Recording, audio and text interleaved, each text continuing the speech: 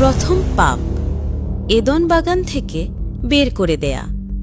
একটি সময় আদম এবং হবা খুব শান্তিতে তাদের সুন্দর এদন বাগানে বাস করছিলেন। এক বন্ধু যেমন আরেক বন্ধুর সাথে কথা বলে, তেমনি তারা ঈশ্বরের সাথে কথা বলতেন। ঈশ্বর যা বলতেন তাই তারা করতেন।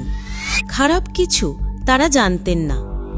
তবু তাদের জানা দরকার ছিল যে তাদের অবশ্যই সবসময় ঈশ্বরের আদেশ মেনে চলা উচিত।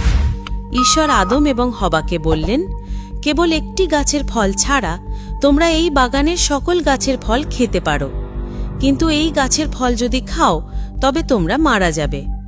ঈশ্বরের সৃষ্ট প্রাণীদের মধ্যে সাপও ছিল।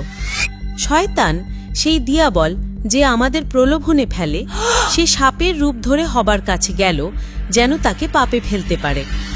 শয়তান হবাকে বলল, তোমরা মরবে না। ঈশ্বর জানেন যে যেদিন তোমরা এই ফল খাবে সেদিন তোমরা জ্ঞানী হবে এবং ভালো মন্দ জানতে পারবে। হবা সাপের কথা শুনলেন। তিনি ফলটার দিকে তাকালেন, ভাবলেন না জানি কি মজা হবে, আর সেটা খেয়ে কতই না জ্ঞানী হবেন। ঈশ্বরের আদেশকে অবহেলা করে সেই ফল পেড়ে তিনি খেলেন। পরে তিনি আদমকে অর্থাৎ তার স্বামীকেও দিলেন এবং তিনিও খেলেন। সেই দিন সন্ধ্যায় আদম এবং হবা যখন ঈশ্বরের গলার আওয়াজ শুনলেন, তখন তারা আগের মতো তার কাছে আসলেন না।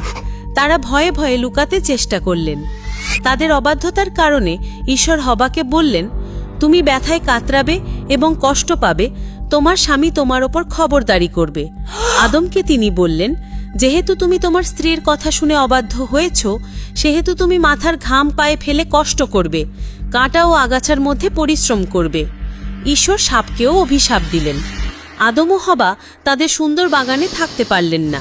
ঈশ্বর তাদের বের করে দিলেন এবং বাগানে ঢোকার পথে স্বর্গদূতদের পাহারায় রাখলেন এবং ঝুলিয়ে রাখলেন জ্বলন্ত তলোয়ার।